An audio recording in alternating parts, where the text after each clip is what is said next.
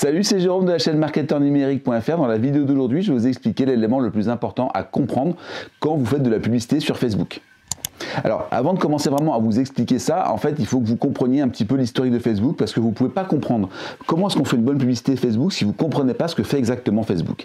Facebook, en fait, ça n'a jamais été créé, ça n'a jamais été pensé pour de la publicité. À la base, c'était un Facebook, c'est un trombinoscope, on devrait traduire ça en français, un trombinoscope qui en fait permettait aux élèves d'Harvard en particulier de se retrouver les uns les autres et de discuter entre eux. Puis de ces élèves d'Harvard sont entrés d'autres élèves d'autres universités, puis de toutes les écoles du monde, puis des jeunes, puis des gens extérieurs, etc. etc. Bref, à la base, c'était un lieu social et c'est pour ça que c'était un réseau social. C'est un endroit en fait on vient pour parler entre nous. Et donc en fait, Facebook, c'est avant tout un système conversationnel. La publicité, en fait, elle est arrivée vraiment très très tard parce que Facebook, en fait, au début, était en mode, ce qu'on appelle en mode start-up. Ils n'avaient vraiment pas d'exigence en termes de rentabilité, ils ne gagnaient pas d'argent du tout, mais ils voulaient se mettre dans une position de dominance, c'est-à-dire d'avoir le plus gros réseau possible avant de commencer à voir comment est-ce qu'ils allaient gagner de l'argent. C'est exactement le contraire de ce qu'on conseille de faire quand on fait un business, on va dire un business à taille humaine, d'accord ? On doit d'abord commencer à savoir qu'est-ce qu'on doit gagner comme argent avant de commencer à développer l'audience, d'accord ? Il vaut mieux penser la rentabilité avant l'audience si on veut réussir dans un business. Mais quand on fait une start-up, c'est un petit peu différent. C'est une question que je pose d'ailleurs très souvent à mes élèves en cours. Qu'est-ce que c'est qu'une start-up ? Ils me disent, ouais, c'est une entreprise technologique. Ah oui, c'est possible, mais c'est pas une obligation. C'est une entreprise qui a un décollage rapide. Oui, mais effectivement, mais pourquoi ? C'est une entreprise qui perd de l'argent. Oui, effectivement, souvent, c'est une start-up, ça perd de l'argent. Pourquoi ? C'est une entreprise jeune, une dynamique. Bref, il y a tout un tas de critères. Et en fait, les gens passent à côté de ce qui est vraiment une start-up. Une start-up, c'est une entreprise qui n'a comme seul objectif que de se positionner en tant que leader dominant du marché. Facebook est le réseau social qui existe aujourd'hui. Avant, il y avait des tas de réseaux qui se sont mis en place. Et c'est Facebook qui est resté. Google, c'est le moteur de recherche. Il n'y en a pas d'autres en réalité. Il y en a quelques-uns qui tentent un petit peu leur chance de temps en temps, même des Français, etc. Il y en a qui ont des modèles liés autour de l'écologie, mais à la fin, quand vous cherchez un moteur de recherche, vous pensez Google. Si vous cherchez un endroit pour regarder des vidéos sur Internet, pensez YouTube.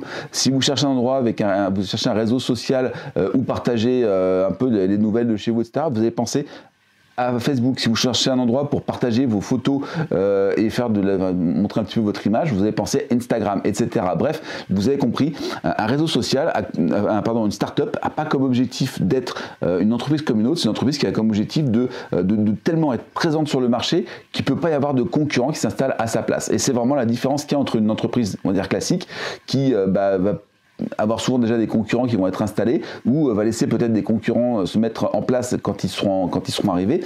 Non, là vraiment c'est vraiment ça. Donc Facebook, ils ont commencé par créer cette espèce de base de données, d'audience et seulement après, quand ils se sont dit là maintenant on va vouloir rentrer en bourse parce qu'on arrive aux limites de ce que l'actionnariat privé, les business angels peuvent nous apporter, donc il faut à un moment qu'on rentre en bourse et aussi pour gagner beaucoup d'argent en tant qu'investisseur, il ne faut pas se leurrer.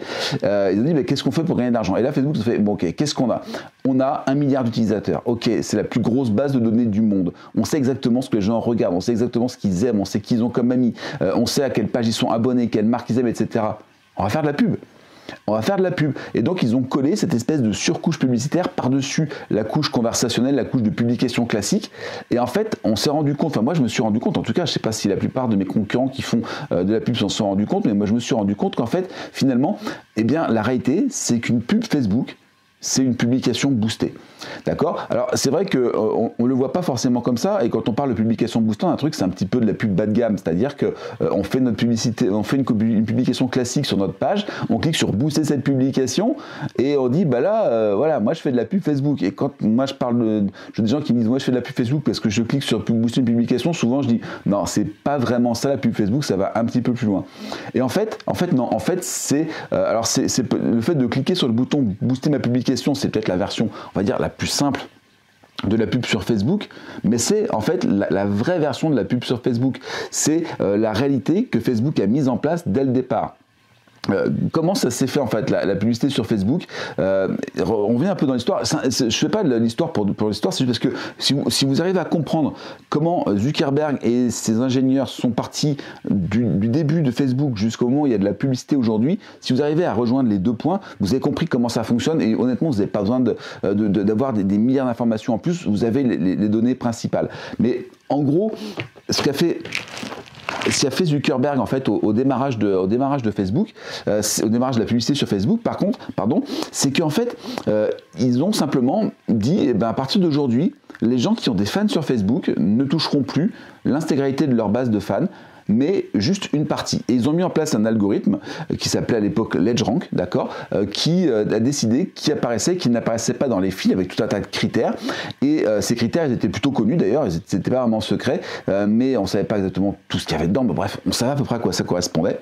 Et Facebook a dit, bah, à partir de maintenant, l'EdgeRank va être bien plus sélectif qu'il l'était avant. Et là où avant, quand vous aviez 1000 personnes, vous en touchiez avec une publication pour les meilleurs 600 ou 700, et bien aujourd'hui, les meilleurs vont en toucher 200, mais pas plus.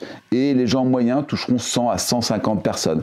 Et en fait, Facebook a dit, si vous voulez toucher toute votre base de fans, on va ajouter un petit bouton avec marqué booster la publication. Vous cliquez dessus, vous mettez des crédits, et à ce moment-là, votre publication va être sponsorisée auprès des membres de votre page. Et puis ils ont ajouté des options, parce que bien sûr, les membres, ça suffisait pas. Ils ont dit, aussi, vous allez pouvoir toucher les amis des membres, puis commencer à toucher des zones géographiques spécifiques, et puis des critères, etc. Et petit à petit, Facebook a en fait enrichi sa base de connaissances de ses membres, d'accord, de vos fans qui sont sur vos pages, et des gens comme vous et moi qui avons un compte Facebook. Ils ont regardé ce qu'on regardait comme vidéo, ils ont regardé ce qu'on connaissait, ce qu'on suivait comme marque, ce qu'on préférait, est-ce qu'on cliquait beaucoup, est-ce qu'on cliquait pas beaucoup, est-ce qu'on laissait beaucoup de commentaires, pas beaucoup de commentaires, etc., etc. Et petit à petit, en fait, ils ont créé peut-être la plus grosse base de connaissances qui existe sur les gens sur Internet aujourd'hui. Et je crois que Facebook possède en moyenne sur chaque personne à peu près 400 000 éléments activables pour la publicité. 400 000. Est-ce que vous connaissez 400 000 choses sur vous? Je pense pas. L'intelligence artificielle de Facebook, oui, elle connaît 100 000, 150, 200 000 choses sur vous. 400 000 peut-être en moyenne, c'est ce qu'ils disent. Alors moi, je veux bien les croire. Alors pourquoi est-ce que c'est important de comprendre ça? Eh bien, tout simplement parce que quand vous allez créer une publicité, en fait, ce que vous allez faire, c'est utiliser ce schéma de fonctionnement. La première chose que vous faites quand vous créez une publicité sur Facebook, alors je ne parle pas de la première chose que vous allez faire techniquement, parce qu'en fait, ils ont inversé le processus dans la publicité, mais l'élément central, l'élément principal de votre publicité, c'est votre création, c'est votre publication. Et c'est une publication Facebook classique. Il y a une marque qui parle, il y a un texte, il y a une photo, il y a un titre. La seule différence, c'est qu'il y a un petit bouton. Un petit bouton d'action, un call to action. C'est tout. D'accord? Il n'y a aucune différence. C'est exactement une publication Facebook que vous auriez boostée. Sauf que là, au lieu de le faire dans ce sens-là, vous allez simplement l'avoir créé avec leur système de pub. Après, une fois que vous avez décidé de ce que vous alliez dire, quelle était la conversation que vous vouliez créer avec vos prospects, avec vos fans, avec les gens que vous allez cibler, vous allez choisir la cible, mais finalement un peu comme si c'était déjà une évidence quand vous avez votre base de fans, vous allez parler avec vos fans, et bien là en fait vous allez simplement choisir vos fans, et puis après vous allez remonter en disant voilà moi je veux être beaucoup vu, je veux que Facebook me choisisse des gens qui vont venir convertir, des gens qui vont cliquer, des gens qui vont laisser des commentaires, bref. Vous allez choisir tout un tas d'éléments en plus, mais le cœur, le centre de tout ça, c'est votre publication. Et en fait, vous ne faites pas une publicité sur Facebook. Et c'est là que les gens qui font de la publicité, qui font de la pub sur Facebook se trompent. C'est que vous ne faites pas de la publication sur Facebook, de publicité sur Facebook. Vous faites une publication sponsorisée sur Facebook. D'ailleurs, c'est pas marqué pub, c'est marqué sponsorisé. C'est pas du tout la même chose que ce que vous avez quand vous faites de la publicité à la radio ou à la télé, par exemple. Parce que, en fait, quand vous faites de la publication à la radio ou à la télé, on interrompt le programme pour vous passer la publicité. C'est un monde à part. Alors évidemment, quand ça ressemble beaucoup à l'émission que vous êtes en train d'écouter, ça marche beaucoup mieux. On est beaucoup plus attentif sur ça. Alors que là, en fait, sur Facebook, non, c'est une publication. C'est simplement la pub est la deuxième publication que vous allez voir sur votre fil. D'accord? Donc, c'est vraiment ça. Qu'est-ce que ça veut dire tout ça? Eh bien, ça veut dire que quand vous pensez votre publicité, vous devez d'abord la penser comme une publication. Si votre publicité intéresse les gens qui la regardent, en fait, elle va être boostée par Facebook.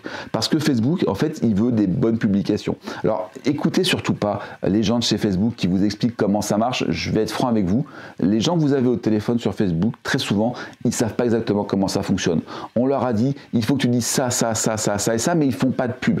D'accord? Ils ne font pas de pub. Facebook ne fait pas de pub sur Facebook. D'accord, les gens qui vous appellent de chez Facebook, les gens que vous avez au téléphone, les gens qui vous dépannent, etc., ne sont pas clients Facebook, ils font pas de pub. Donc écoutez les gens qui font de la pub sur Facebook.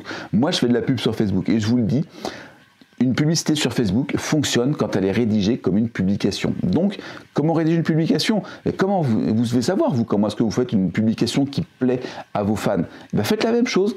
Trouvez une publication qui plaît à vos fans, analysez-la, comprenez pourquoi est-ce que les gens sont engagés dedans, pourquoi est-ce qu'ils lâchent des likes, pourquoi est-ce qu'ils lâchent des commentaires, pourquoi est-ce qu'ils la partagent. Retrouvez des schémas par rapport à votre cible qui fonctionnent bien. Et une fois que vous aurez ça, vous aurez l'architecture d'une publicité qui fonctionne sur Facebook. Voilà, c'est juste ça. Et c'est ce que je voulais faire passer comme message aujourd'hui. C'est vraiment, je vais résumer toute la vidéo en un seul truc. C'est ne faites pas une pub sur Facebook. Ne faites pas une pub sur Facebook. Faites une publication que vous allez booster. Si vous arrivez à faire ça et que ça fonctionne, honnêtement, vous aurez les meilleurs résultats possibles. Voilà. Je vous ai préparé une autre vidéo au-dessus de l'aquarium où je vous parle un petit peu plus de tout ce qui est création d'audience. Si vous voulez des conseils comme ça, j'ai une newsletter privée que vous pouvez rejoindre. Je vous ai mis un lien dans la description et il y en aura un qui va apparaître ici. J'envoie un mail tous les jours à ma base, donc inscrivez-vous et vous recevrez l'ensemble des courriers. Voilà, pensez à vous abonner, à activer la cloche pour recevoir les prochaines notifications sur la chaîne YouTube. Laissez un petit pouce en l'air et je vous dis à très bientôt sur la chaîne du marketeur numérique. Allez, ciao!